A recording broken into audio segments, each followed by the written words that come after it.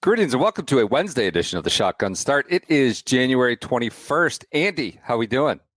Brendan, we're doing well. We're just experiencing that long weekend come down today, getting back in the saddle. We're recording early, full disclosure, peek behind the curtain. We're recording extra early here on this Tuesday. Scottie Scheffler hasn't talked. Will Zalatoris is coming up at the Amex. The reasons why we're recording early on this Tuesday have to do with our producer, young whippersnapper, PJ Clark, because he needs to get to Madison Square Garden for the St. John's game tonight because it's Keegan Bradley Bobblehead Night, which is totally acceptable reason to record early. And that's why we're at noon Eastern as we speak, recording this Wednesday episode. Hand up. This is on me. I appreciate everybody working with me. Allegedly, Keegan's going to this game. Maybe I can ask how it feels as a Boston sports icon to be honored at Madison Square Garden. But I appreciate everybody working with me. Ask him if he's mended fences with the grounds crew at Bethpage for the setup, those things. I wonder if get after him on that. If he gets booed. I would open that up for interpretation. He's coming home to St. John's. Come on. I don't think he's going to get booed because of his support of what's that group called? The National Players Club. Players Club. The Players Club faithful is going to swing the crowd to cheer. Do they have a faithful? The Nassau Players Club. It seems like they lost the base, the Players Club, but I'm not sure they have a faithful anymore. They were the kind of guys that were shitting where they eat, so to speak. Good luck. Probably got their schemes and have all the best tee times locked in for 2026. Get a bobblehead there, PJ. Make sure you get one. Keegan, is he in a St. John's uniform or what's the deal? It seems like he's in a red golf shirt. So whatever. Does it have all the sponsors on it? Oh, Flag and Anthem is the presenting sponsor of this bobblehead. Don't you worry. New deal with St. John's Athletics. So maybe that's the future. But is Rapoli tied in there with Flag? Yeah. Is that I don't know if he's tied in with Flag and Anthem, but he's tied in with everything. But big game, Seton Hall, must win. Game of the year. Where are you guys projected to make the tournament at this point? We are. We're like a 6th seed at this point. Okay. I feel like that's pretty generous, but we could get a 3-6 Johnny's Illini. That would be something. I would be into a Felipe Lopez bobblehead, but I'm not sure about Keegan Bradley when they have that night. Just let me know. I think we've done. That'd be one that I'd be into. Sure. I think we've done Felipe before. That was recently. That was in the last couple of years. What about Postel? I don't know if Postel's gotten a bobblehead actually. Has Artest? Ron Artest has certainly gotten a bobblehead. Was it World Peace? Was it Meta? Or I would hope it'd be Artest. Well, at that point, it was Artest. Yeah, kid from Queensbridge. Okay, all right. Well, good luck. I hope you get your bobblehead. Enjoy the night. Who are you playing? Seton Hall. Okay, that's right. All right. Who was ranked, but now they're not. But we need to. I feel like the Pirates is a great nickname. It's a frequent one. That's a common nickname. I don't know why Seton Hall in the middle of like Newark, northern New Jersey becomes the Pirates, or Pittsburgh for that matter is the Pirates, but they're the Pirates nonetheless. Jason Scrivener is in the field, speaking of Pirates, at the Dubai Desert Classic. He was a notable. Let's get to our schedule for the week. We're jumping right in here. On the PGA Tour, we have the American Express at PGA West, La Quinta Country Club, Stadium and Nicholas at PGA West, I should note. This is Thursday through Sunday, 4 to 7 p.m. Eastern time. So again, they are not doing the Farmers Insurance Open bit where they duck and dodge Conference Championship Sunday. CBS does not have this one. It's Golf Channel, that's disentangled now from NBC, and they are just going up against whatever the late game. What's the late game? NFC or AFC? It's the NFC. It's the NFC game. So they're going 4 to 7 Eastern time on Sunday finish. How would you feel about going up against the Jared Stidham? As a fan of the opposing team, or as a golf channel executive? As a golf channel executive. I mean, Slightly marginally better than if it were Bo Nix, I suppose. But yeah, no, it's not a good situation if you're the American Express or you're the PGA Tour or your Golf Channel. They're just leaning into it, though. 4 to 7 p.m. all 4 days. There'll be PGA Tour Live on ESPN Plus, that whole deal. Purse is $9.2 million. Defending champ is the Septic Tank. He's back to defend in Palm Springs. Notables: Ludwig, Akshay, Sam Burns, Patrick Cantlay, Wyndham Clark, Jason Day, Matt Fitzpatrick, Ben Griffin, Justin Rose, Scottie Scheffler, and Sepp Straka. A pretty strong field, for an event that's kind of been on the ropes. Has been, as long as I've been doing this, sort of like one of the more blah events in what is typically a very exciting first quarter of the year, kind of all the way through to the Masters. This would be sort of the stepchild, but it's had sort of a nice rebound in the last 4 or 5 years. I think the scarcity schedule, the elevated events have boosted a lot of the regular events. Correct. You know, the idea of you have to get your points, and these are places to get a jump start on your points. I meant to mention this on the last show, but you think about maybe the best thing, you know, golf is extremely hard to play when you're uncomfortable, when you have a lot of stuff on your mind.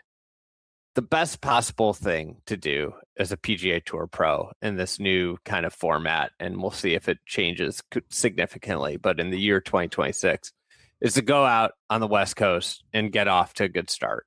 Is like, you know, the guys that finished in the top 10 last week have to feel so much more free. You know, a guy like Ryan Gerard, who finished second, and I think he probably has a lot higher aspirations than finishing in the top 50 with his career. But the idea of like, hey, I just finished second, that basically almost assures me that I will keep my job in the top 100.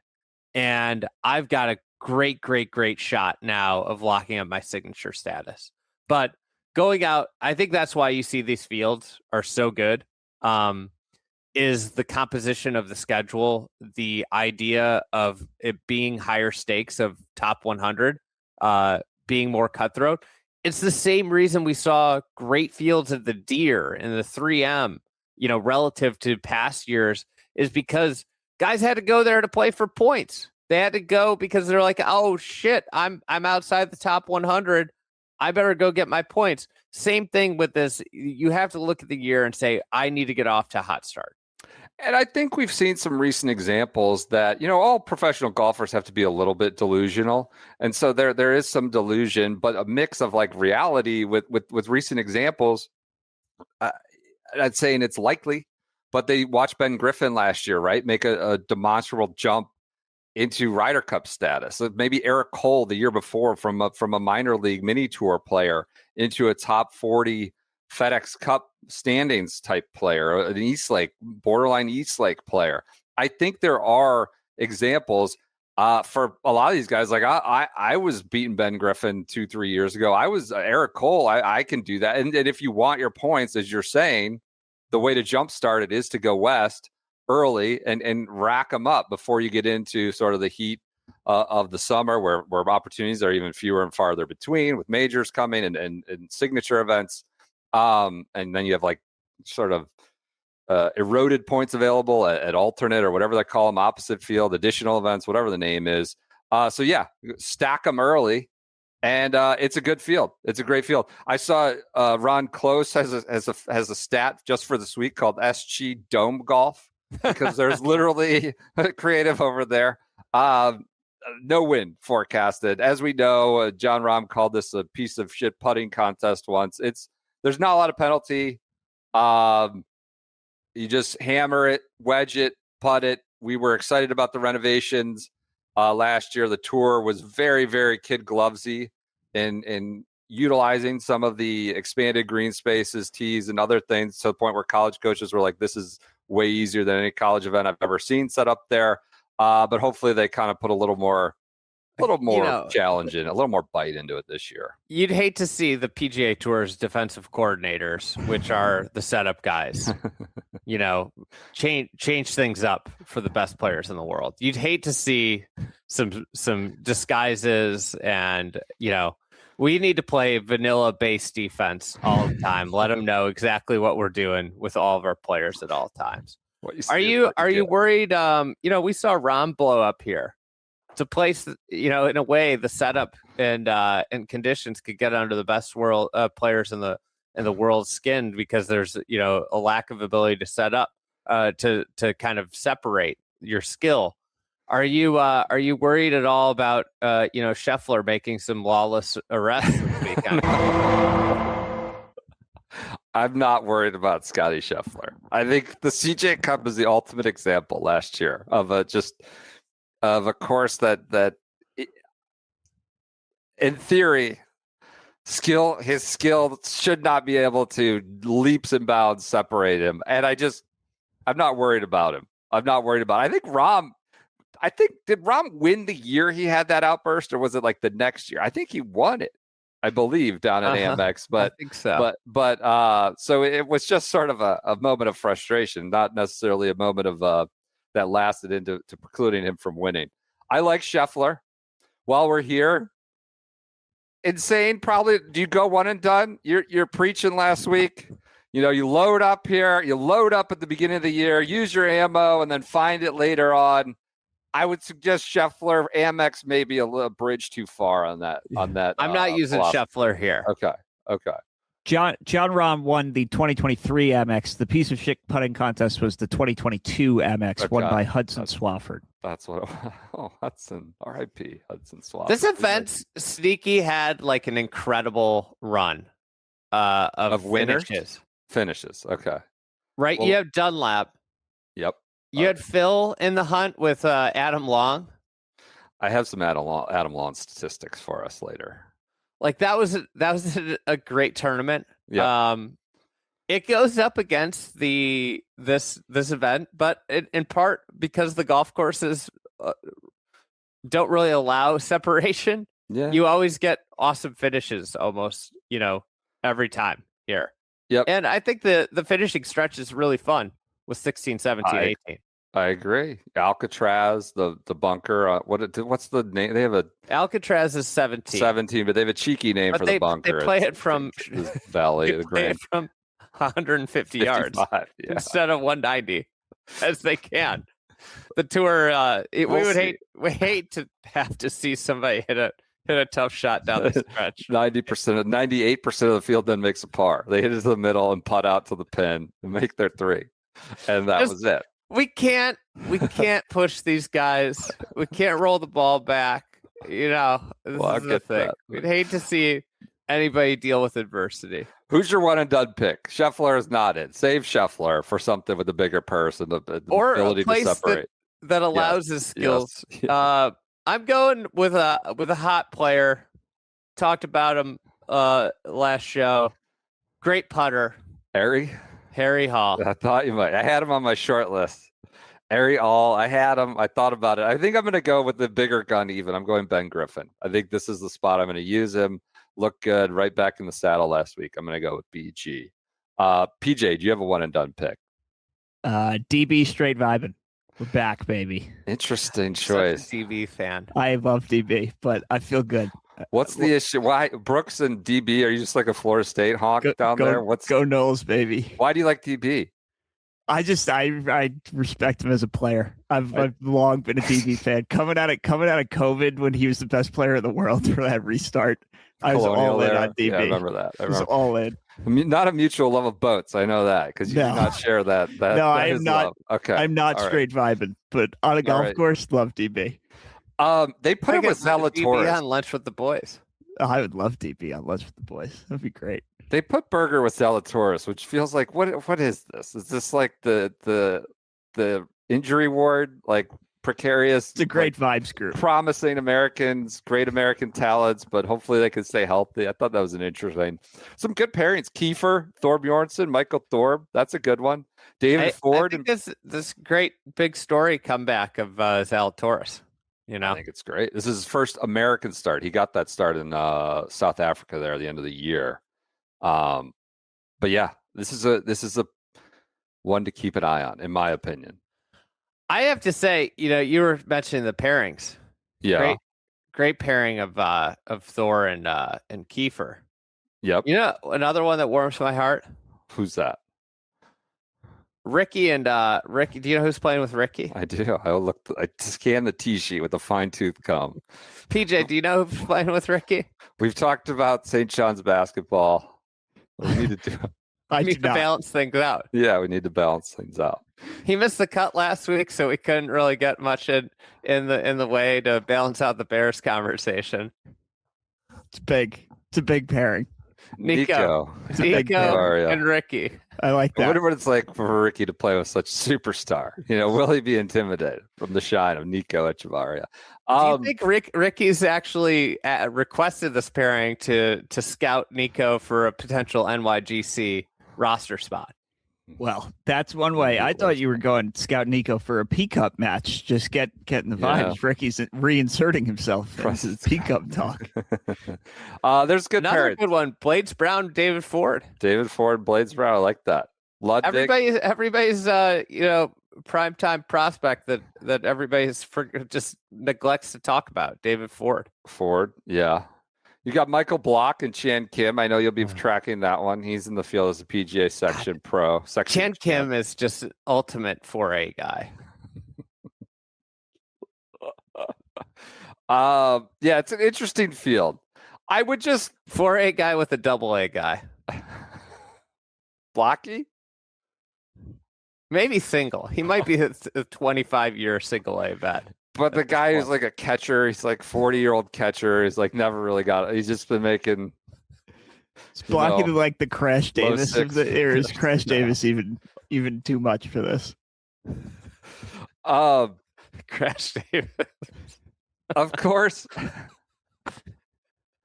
We have past. I can't believe you stuck that in there. Bull Durham. We have past champions of the American Express category. This includes Duffner, the Duff Daddy, Cleveland's own. He's in the field. Dunlap, Andrew Landry, and his rule book come waddling in. And Adam Lawn. Now, I had good friends of the program 2 years ago telling me to put Adam Lawn in Cutthroat Corner. This was 2 years ago. I'm going to spare him some of the gory details. Former MLB sponsored Adam Long. It seems like he still is, per his headshot on the modern current PGA Tour website, but maybe he doesn't have an updated one. He's still updated, or still sponsored by Major League. So in the Korn Ferry Tour last year, he made 7 of 22 cuts and finished 137th on the Korn Ferry Tour points list. In 2024, his last year on the PGA Tour, he made 2 of 13 cuts. His best finish was T43 at Punta Cana, opposite field. He's lost it. He's lost his game. He's over 1,000th at the OWGR. He was 137th on the KFT points list last year. But he gets in via a past champion exemption. Not suggesting they have to do away with it, but seems like they're probably going to in the Rollback era or the Future Competitions Committee era. Contra to that, you have the guy we always seem to default to as like the last odd man out would be first alternate Hayden Springer. How many times is he going to be the first alternate? He's playing Abaco right now, the KFT event, which is a Sunday to Wednesday deal. He's like T5. He's playing well because he's a current golfer. He's a current competitive golfer. He finished 123rd in the FedEx Cup last year. It's a 156-man field. And so he's doing well on the Abaco deal. Now, does he get in off the alternate list and just fly out Wednesday night to Palm Springs, I should say, from the Bahamas? But Adam Lawn can't crack the top 135 in the KFT list last year. He kind of has had a rough go of it, and I fully empathize with them. It's just seems like these exemptions are going to be chipped away for a 156-man field. I just think got to get some guys that are current more guys that are current in the field. I don't know what Andrew Landry's up to. I didn't even look into him. Adam Long was put on my radar a couple of years ago. Long, you know what? VJ's not playing, is he? No, he's got Wildlife. Yeah, he knows where his priorities are. Where his bread's buttered. So that's Amex. Any other thoughts? We don't need to go too in depth on the course or anything. Yeah, I got a little thing. Maybe we'll keep this going. We'll see. It's gonna be on PJ to do the monitoring here. Okay. We'll just say this is my makeshift name of this is 5 guys to monitor this week for various reasons. Okay. It could be anything. It could be, they just pissed in Rays Creek, and this is their first start since doing so.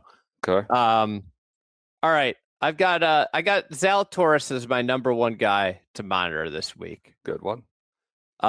He played obviously in South Africa. Things I'm interested in looking at with Zalatoris.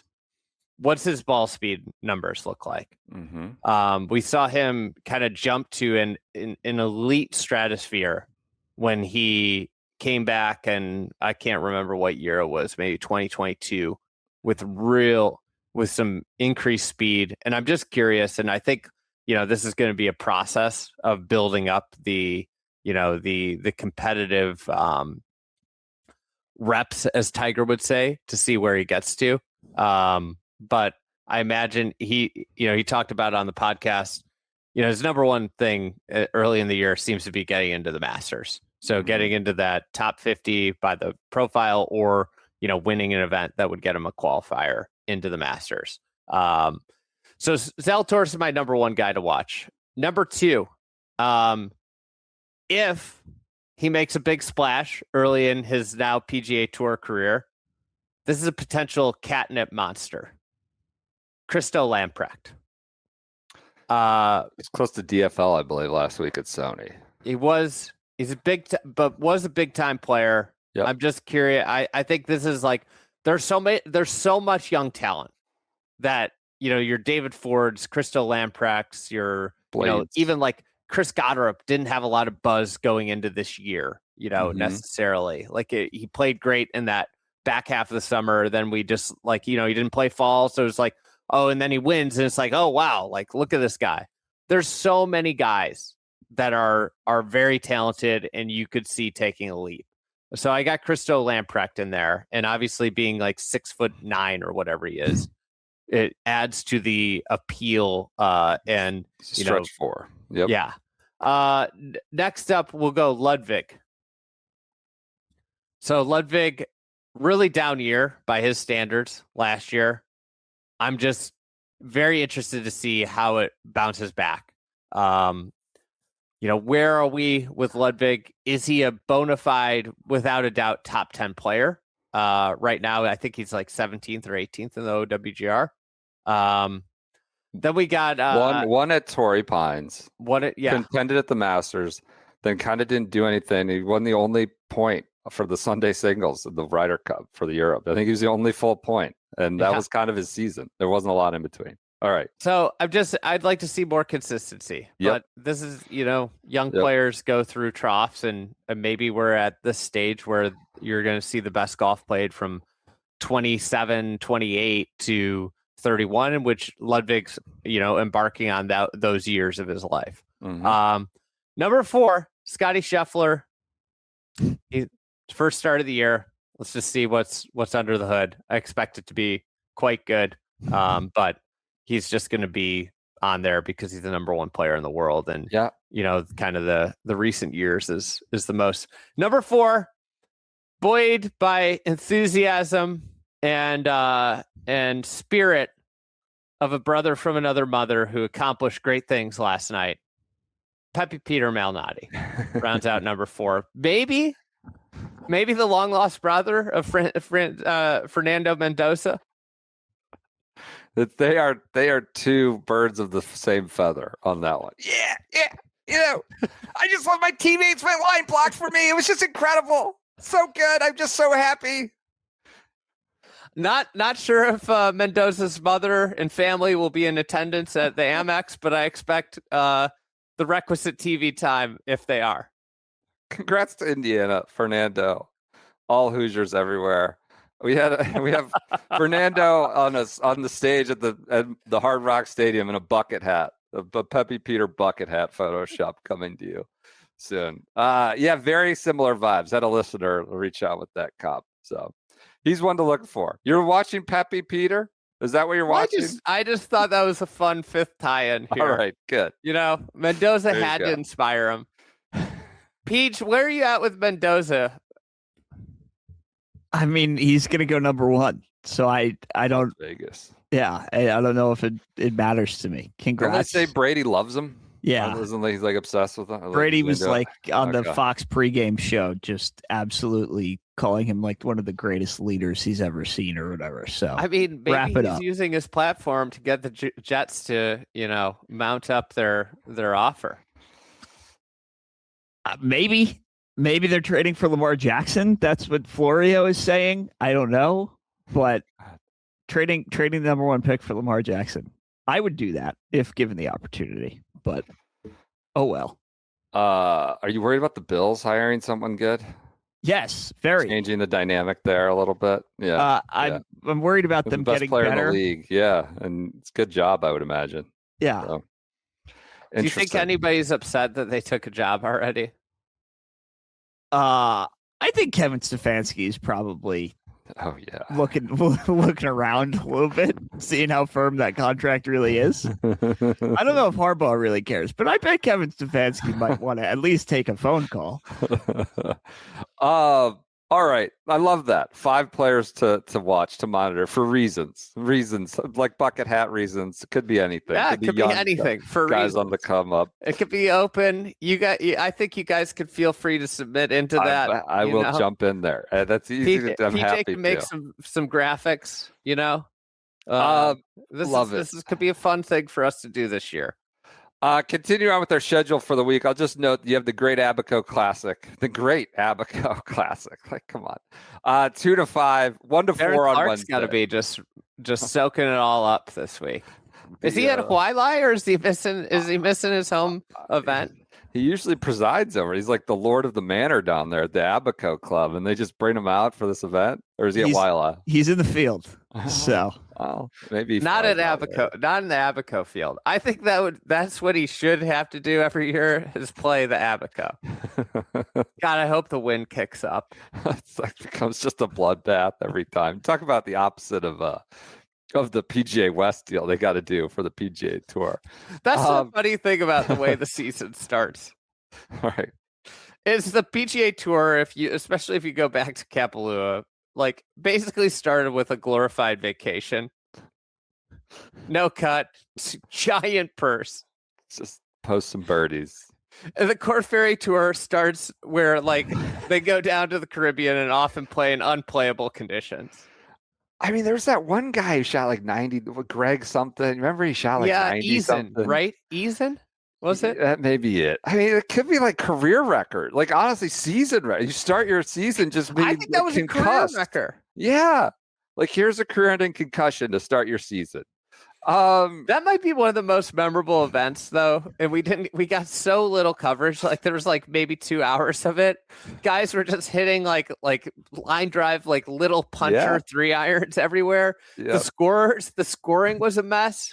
The scorers were recording all the wrong scores. So the leaderboard was completely wrong. What was all-time event? We had some great Greg Norman quotes about. Was that? It might be the other one, the other Bahamas course, I think. About it was building eczema.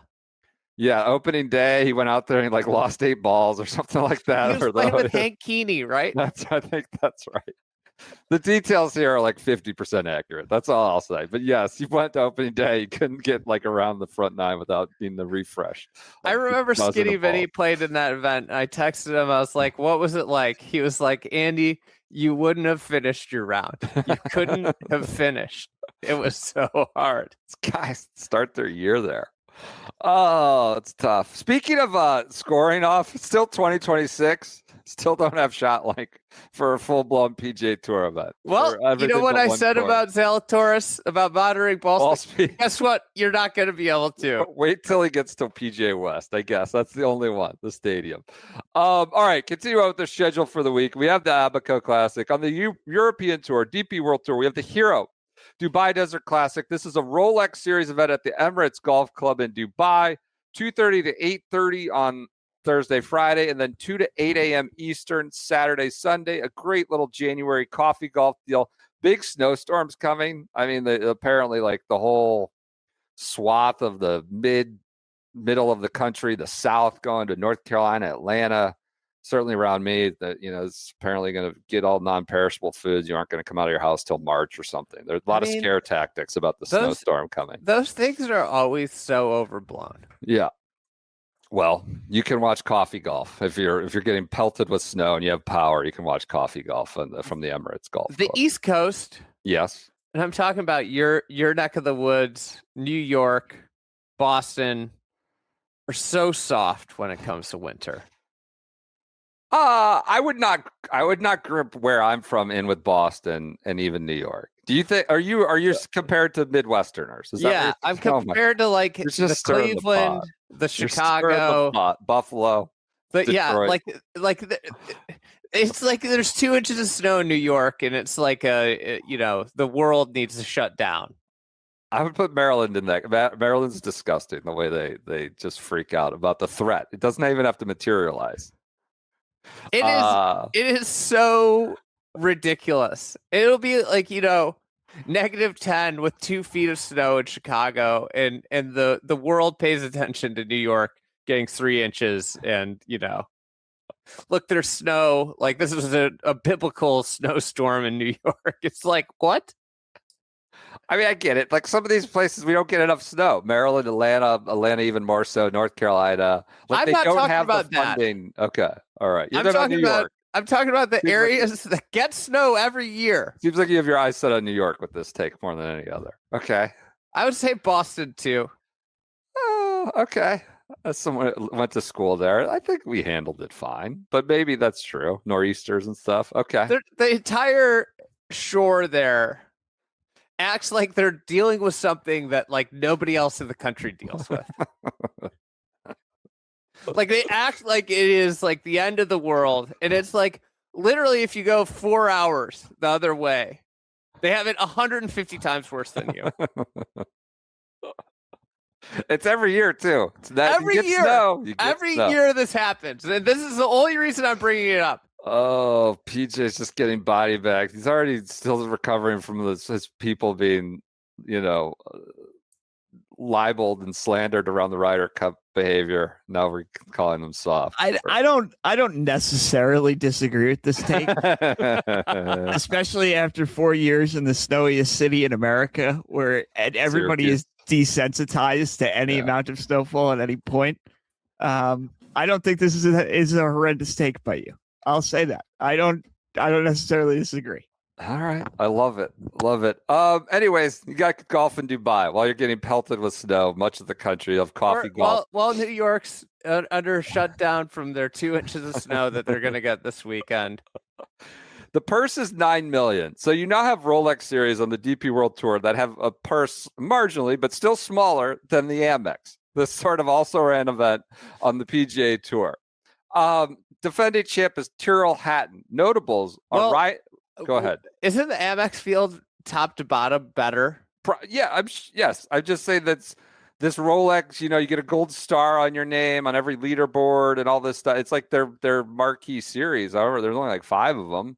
But yes, top to bottom, probably better. Notables: Ryan Fox, Tommy Fleetwood, Tyrrell Hatton, Nico Højgaard, Victor Hovland, Dustin Johnson recently re-signed to LIV on a 3-year extension. Shane Lowry, Rory McIlroy, Joaquin Niemann of Torquay, and Patrick Reed. So you have some LIV boys messing around out there in Dubai. Can I just call out the Golf Channel notables that you just read off? Sure. How disrespectful is it to our guy Nacho, who won last week, and he didn't even get put into the notables? We did get fake notables from a friend over there. that had Nacho Elvira. This is over my head. Nacho Elvira, Christian Moss, and Rafa Cabrera Bello. What's the tie-in there? It's over my head. Nacho Elvira. Mas Nacho. And Rafa Cabrera Bello. I don't know. It's over my head. There are Thorbjorn Olesen, Jacob Skav Olesen, and Sam Bairstow. So a lot of bears of Ethan Fain, Elvis Smiley, and Rory McIlroy. DJ Matteo Manacero and Matthew Jordan. Great ones. DJ, I guess, great one by relation. I would say. Well, yeah. I think they're missing one great one in there. Who's that? Former LIV star of the most dominant team in the early history of LIV. Who's that? The Four Aces? No, before the Four Aces really ascended. Who was Stinger? Henny Duplessis was in the field. He was on this former list too. Stinger star. I haven't seen that name in a while. Henny Duplessis, Scott Jameson, and Freddie Schott are in this one. So that's the alcohol. Richard Cerny, Richard Manziel, Richard T. Lee, and Richie Ramsey. So that's your four picks. Scrivener, Ryan Peake, a pirate and a felon, a convict convict. Motorcycle gag. And Dan Bradbury, I don't know why, because he writes crime novels. I'm not sure. So Beef Johnston, good to see him back. Burned Cheeseburger, and Mean Joe Dean. So there you go. Those are notables for Europe. Joseph Lamagna updating us on Dustin Johnson odds check. He had worse odds than Dick Bland and several others for a lot of last year. This is Lamagna. DJ at the Dubai. He has double the odds to win, 90 to 100 to 1, somewhere in that range, than Ryan Fox, who's 45 to 1. I would say that's right. Do you think that's right? Ryan Fox this moment, obviously a career retrospective and things like that. A different look, but I would tout Ryan Fox in a significantly larger way than DJ at this point. Like DJ is not a pro golfer anymore. Well, he's just signed a 3-year extension. He better be. It feels like he's entered he's in his post-playing career, but instead of doing just corporate Monday outings and speeches, he plays in 13 LIV events a year. That's a great take. That's a good take. Instead of going to do, whatever, some here's the KPMG or here's some EY outing, and then you make a quick high 6-7 figures or something. Yeah, you just unlive. All right, last good. 9 majors. How many made cuts does he have? He had 1 last year, I believe. So I'll go with 3 out of 9. 3 out of 9 is correct. The correct answer. His finishes in those 3 are T43, T31, and T23. So I would like to point out top 25 in his last major start. He was in the top 10 entering Sunday, and he fell back. Because he needed at the Open. Oh, Portrush. Because he needed to get into the top 10 to keep an exemption for this year, and he didn't do it. Yeah. Yep. Man, so he's only going to play the Masters this year. He's 10 years out, I guess, huh? He's got the Oakmont. Yeah, Oakmont is 10 years done because it was 2016. Right. He won the Masters. That's a 5-year. So that's probably done. In 2020, won the Masters. It's over. Yeah. But did that count as 2021 because of no, I guess it would have been 2020. Well, if it was the NCAA, he'd have 3 more years. COVID eligibility. Or the tour. We know that. All right, that's your Dubai Desert Classic. A good event, solid event. Catnip Call of the Week, Dubai's development over the last 30 years. You won't believe. If I told you in 2020, even 2021, that DJ would be a 1 major golfer in 2026. 1 exempt. Oh, I see what you're saying. Okay. He's only eligible for 1. You'd be like, you're fucking crazy. Sorry for the language. Yeah. He's what? Is he the same age as Rory? No, he's a couple. He's 41. He's like 3 or 4 years older. Yeah. Okay. But they're kind of the two contemporaries of that middle range between Tiger and the young guys. Okay. That's your Dubai Desert Classic. On the Champions Tour, we have the Mitsubishi Electric Championship at HyFlyers. This is the start of the Champions Tour season. The purse. What are we guessing? Let's go. Let's throw a guess out there for purse at HyFlyers. 3.2. No, the roll-up era is coming. Tighten the belt, maybe. 2 million. 2 million out there at HyFlyers. Notables: Stephen Alker, Stuart Sink, Ernie Els, Miguel Angel Jimenez, Bernhard Lahner, Vijay Singh, David Toms, and Mike Weir is a notable. This is cocktail golf, 7 to 10 p.m. Thursday, Friday, Saturday. So Saturday night, they're ducking NFL coverage. They finish Saturday night at 10 p.m. Get your fix of Champions Tour golf. Anything we need to know about this PJ from HyFlyers, the Mitsubishi Electric? I just think you got to be on the lookout on the broadcast for any guests that come out. They're going to be are they on site? Hopefully, as they were last year, where they're on the back deck there. Rob Lowe, where they only have 3 microphones and they had to share a microphone with Lanny and Zinger, just passing it back and forth. That's right. Anything can happen on this broadcast, so I think you got to just be prepared for anything. I can't wait. Huge week for Papa. Harbaugh's doing his press conference right now. Papa's got the Champs Tour back. I mean, this is great. This is a big week. Happy to be back. All right. Well, anything can happen on that broadcast, but anything's going to happen at our live show. Could happen at our live show in Chicago. PJ, talk about microphone angst. PJ might be there with the live show. We're coming to space in the Chicagoland area. That's Evanston on Thursday, February 12th. Tickets are now on sale. I'm not going to even attempt to read the URL. Check the URL in the show notes of this podcast. Go to Space Evanston's website. Do that. You can buy tickets there. The notes in the description of this podcast. February 12th, evening of February 12th, a night of Q&A with us, Champs Tour Minute, some Bears chatter, maybe. Maybe there will be some smoke we'll have cleared around the greater NFL landscape by then. PJ will be there. Andy and I will be there. Some guests will be there. We'll do some Q&A. We'll do some hanging out. Tickets are moving. They're flying. Despite the fees, I don't know. There might be kids who can't eat in Chicago in some homes this week or this month, but there are people buying tickets. So it's moving at the Space website. I would check that out. Imagine, there'll be a rush, obviously, week of, but I would lock them in. I don't want to see anybody get blocked out. Go to Space website Thursday, February 12th. SGS live show. We'll be mixing around Chicago a good bit that week, but be in Evanston that Thursday night for a hangout. So you got any spots that you guys want to stop at in Chicago? Not particularly that come to mind. I'd be interested to see Hallis Hall, the venerable Hallis Hall. No, do you want to see if we can get a tour of Hallis Hall set up? We could do that. DJ would be behind enemy lines.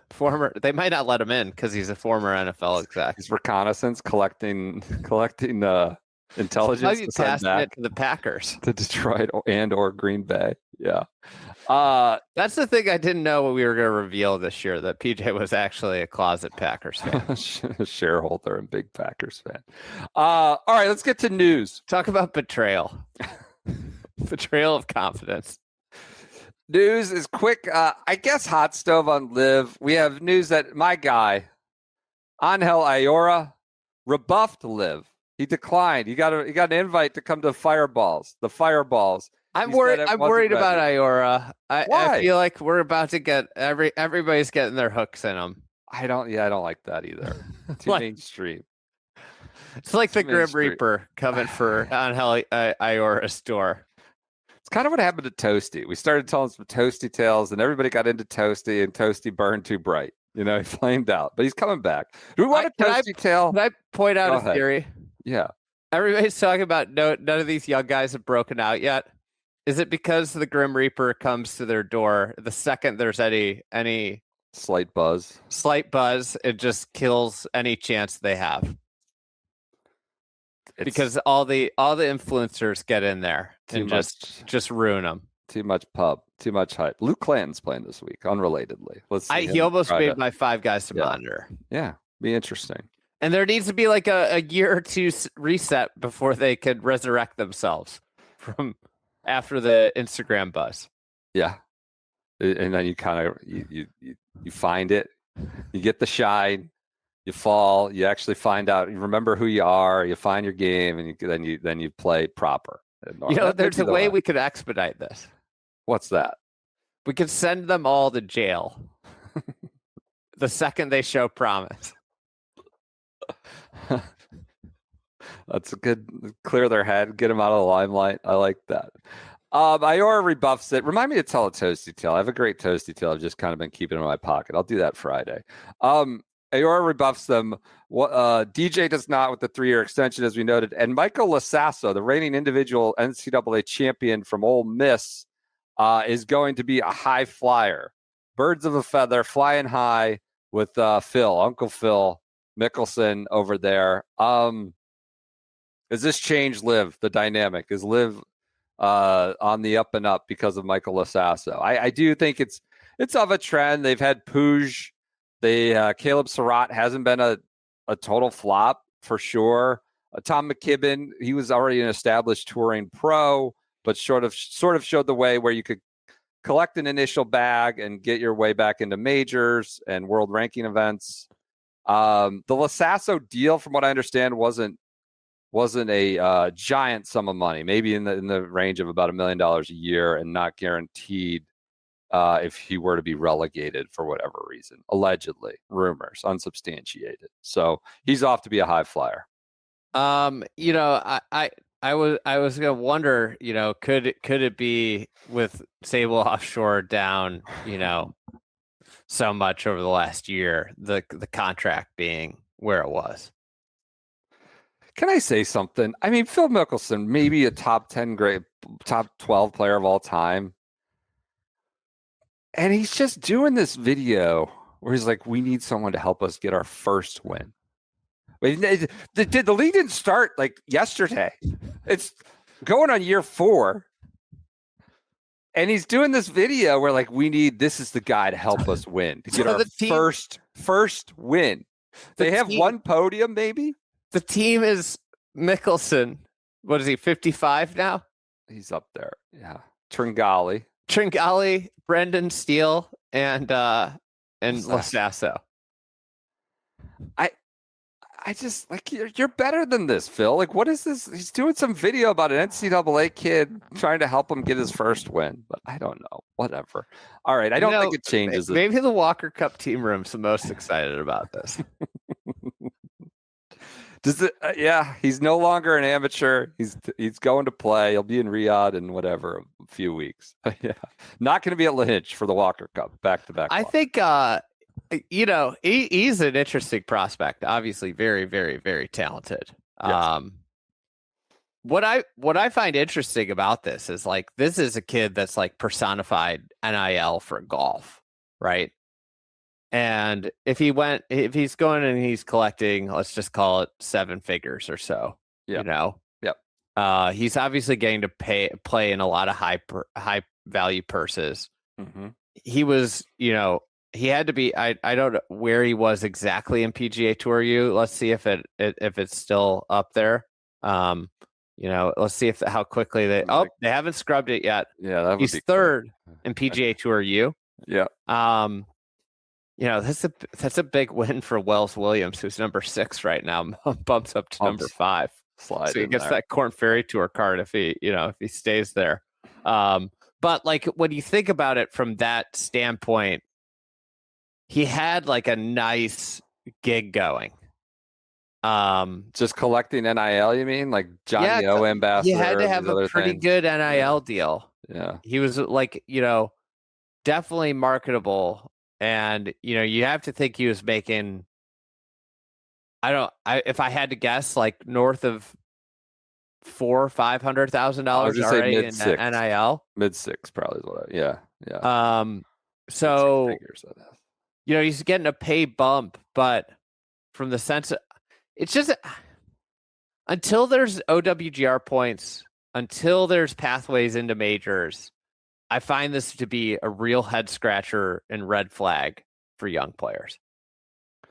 American college players or all young players, maybe. Yeah. I think Pooch, I think, has done okay for himself. Pooch has done well. I think, that might be it's a little bit different of a setup for international, but at the same time, I mean, you look at this and the ability to, if you're, he could have still gotten all the way up to number 1 in PGA Tour U. He's not very far behind. And then you have a PGA Tour card. And I guess the deal had to come because they got to start their season. Yeah, starting in Riyadh soon. I think they were going after a few other recent college. I would say Caleb Surratt's done pretty well for himself. I'm sure financially he's been a pretty competitive golfer on LIV. He had a runner-up loss at the PIF Saudi International. Has not played in a major in his career. He's 21, has not played in a major yet. But this is like the Sasso path. Of course, they also signed Elvis Smiley recently. So they are. I wouldn't say they're batting 1,000 with young players, but it's certainly been a trend over the last few years is getting the prospect and getting them in the ranks. That prospect you may not see on a major stage for a while, but that's the path. It also, let's be clear, and I want to be fair, is part of this is your job. They're making a choice that ensures financial stability at a young age for the rest of their lives. And, I think you could have if Sasso goes there and has a good year, he could look back and be like, I made $8 or $9 million this year. Yeah. And that's a lot different than busting your hump on the Korn Ferry Tour for a year or two. And you may never make it. This does offer an incredible financial reward. It's kind of a trade-off, right? And that's so much of what life is. Do you take the job that's going to pay you the most money, or do you take the job that will make you the most happy in the long run? And I think it's a tough situation for, frankly, for 20, 21-year-olds, 19-year-olds to have to make that decision right now.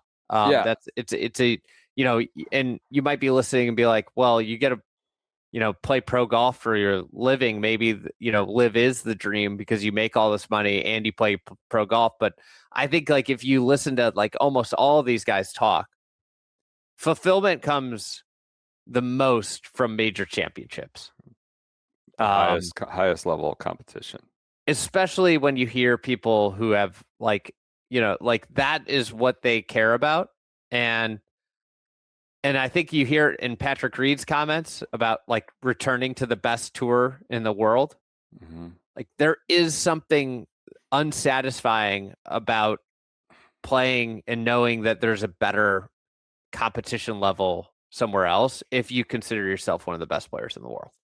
Certainly, it's not a no-brainer. There's a real choice there, as you outlined. It's not a no-brainer one way or the other, but yeah. Trade-offs. Elsewhere in news, the WTGL has their initial rollout. Members Lydia Ko, Gino Titacool, Charlie Hall, Brooke Henderson, and the retired Lexi Thompson are their first batch of WTGL commitments. That's on tonight, I think. The next one, Jupe Links, is on Tuesday night as we talk. And then last but not... Jupe Links got this week? I don't remember. The Bay or something like that. LA, I believe. Okay. The TGL Rose. TGL posted a picks graphic of every single person they asked to make picks is on LAGC. So okay. Just Akshay's in Palm Springs. Who's playing? Koepka? Is Brooksy going to make his announcement, his return into the arena? The SoFi Dome tonight. It looks like Akshay is advertised as playing. So he's going to play Tuesday, go to Palm Springs Wednesday. I mean, Palm Springs used to be a 5-day event. He's fortunate. They called it to 72 holes.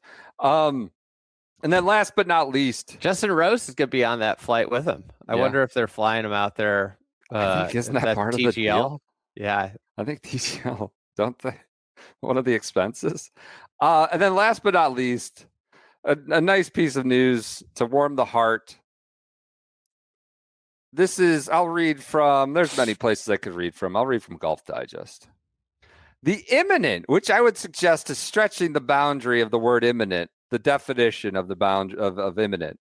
The imminent approach of the ball rollback, which is not imminent, may have just gotten Has not been imminent. less imminent. It's been a 30-year process. It was a 4-year, 5-year waiting period until it was instituted, 28. May have just gotten a little less imminent. In a notice to manufacturers, the USGA and R&A announced today that they are considering revising the timeline for rolling back how far the golf ball is going for the strongest hitters. Originally, rule changes to test golf balls set back elite distances by 15 more yards was scheduled to go into effect in 2028. That year, the rollback balls would be the rule for elite competition, most likely PGA Tour level and similar. The phased approach would then apply that rule to all golfers beginning 2 years later in 2030. The announcement at the end of last week indicates that golf's ruling bodies are considering comments to do away with that interim period, implementing the rollback rule for all golfers, so the tour plus the regulars, average golfers starting in 2038. So you would eliminate it, just bump it another 2 years for the tour. This is from the release or the notice from the governing bodies. They adopted this phased approach in response to contributions made during the decision-making process. So again, this is all like comments during the decision-making process was why they did the phased approach. Of course, they did the phased approach because some manufacturers filled their diapers about real bifurcation and everybody's got to play the same ball. So then we come to this phased approach where we're all playing the same ball, but on a different timeline. Anyways, it's always comments from the stakeholders just pushing the can down the road. That was the phased approach. Contributions made during the decision-making process. Well, now the decision has been made, we're going to have further comment. The later implementation for the recreational game was intended to allow manufacturers more time to develop their full product lines and to provide an opportunity for retailers and golfers to exhaust any existing stock. I mean, they're 4 years away from this. Since that announcement, the R&A and USGA have been progressing plans to support the implementation of this decision, including engaging with stakeholders, always a buzzword, on a range of issues. During this engagement, several stakeholders, I don't know who, have expressed concerns over the potential challenges that could come from the two-phase approach to implementation. What are those? Based on this feedback, the R&A and USGA are interested in soliciting views on possible change from the phased implementation to a single date across the whole game effective January, not 28. Don't move the regulars. No, January 2030. The pros get an extra 2 years. What do you make of this, Andy? It's just heartwarming stuff. You know, it reminds me of when your kid wants something. And you push, you hold your ground for a while, but then you just become overwhelmed with them whining, and then you say, "All right, we'll let you do that." And then it's like, well, yeah, you do that, and then the next time it just enforces that they could do that again, and they'll get their way. I mean, I don't know. I think it's kind of pathetic. It's. Governing is challenging, and I get that, and it's complicated, and maybe they're trying to avoid like a split, a schism, the worst case rollout. But at the same time, it's just going to continue to be kicked. There's going to be more concessions made. If they think this is the last concession, just wait till you get to 2029 and you're a year away. They're just going to be kicking and screaming more. It's just, it's sad, like the USGA has cowered on so many of their points since their initial kind of rollout that it's kind of sad, Can I also just add, like, in a moment of sort of self-seriousness, it's just golf. The way they talk about this, as if it were like some sort of like, vaccine regimen or military stockpiling, like you must be nuclear capable by like it's life and death. Like if it's not given 2 years more, it's just golf. It's freaking golf balls. And I know that they're a big business and it's $1 billion game and industry across many. It's it's just golf balls, and there are impacts of it. But okay, there's a couple straggler golf balls lying around, and a stockpile won't be fully exhausted. It's just not a life and death matter. And the way they talk about it, like, oh my God, if we don't get 2 more years, like the computers might short circuit and we might all die and the AI will take over. It's not a life and death. We must have this 2 years. Not to mention, we had Rory McIlroy on this podcast tell a story about Shane Lowry saying he could just play the ball in competition tomorrow. Shout out to Golf Digest. They quoted Rory McIlroy speaking on the Friday Night podcast. Said, quote, "We're frustrated as players as an industry because the lead times these equipment companies have been given to figure it out. By the time we play these balls in 2028, there's not going to be a difference. 2028. So now we've just added 2 more years." Well, it's good. It's good that, it's imminent. Like, come on. It's golf balls. They already know what they're doing. They're already R&D'd it. Maybe not to the finest point. And they didn't do it. It wasn't going to do anything, is the thing. Right. Is that the testing and the regulations got so soft because of the kicking and screaming that it wasn't going to do anything anyways in reality. And now here we are just kicking it further down the curb, and down the road, because I think everybody could probably figure out what manufacturer is the most vocal about this. And they've been the most vocal about it for their history of being. And it sucks. It just sucks as someone who actually wants to watch, a more skillful version of pro golf. And the reality of like it not really changing at all, but we're going to get 5 more years of advances, drivers balls. You can hit anywhere on the face, golf balls on tee boxes to block out lines. Yeah. Golf balls that go 6 yards further through the wind. This is just going to keep happening. And yeah, you have a high degree of confidence they'll use the extra 2 years to impose even further equipment restrictions, like the driver head. Maybe they use these 2 years to really make how high is your confidence in that? It'd be amazing if they did. I have very low confidence though. But if you listen to basically every pro is now advocating for smaller driver heads. Yeah, that does seem to be an issue where they're. I think a lot of these pros realize hey, skill is not being how's the driver the most outside of a few people, how's driver the most easy club to hit in the bag? All right, another 2 years. I would say it's kind of cowardly, as you said, or I don't know if that's the term you use, but I will use it. And listen, we don't know everything that's going on behind the scenes. Sure. There could be forces that are, a force in the world that might be anti-rollback that is, kind of imposing their will everywhere, and doing so. And that could be part of the pressure here. And maybe it makes more sense when said person's out of office to enact rules. Yep. All right. Meanwhile, I can't wait for our Chicago live show to go tour Wrigley Field and see the walls that are now 8 blocks away from where they used to be, right? Because just to keep up with that's exactly what it is. It's just continuing to move home run walls into neighborhoods and beyond. It doesn't make any sense. But okay. Before we leave, event of the week. What is it? The Vic Open. Oh, good find. At 13 beach or whatever, 13-mile beach, whatever that course is, down there, the concurrent men's and women's event. The double. Yeah. So it's still going on. It'll be, I think it's the 13th playing at 13th Beach. So fun little. There you go. Also coincides with Australian summer holiday.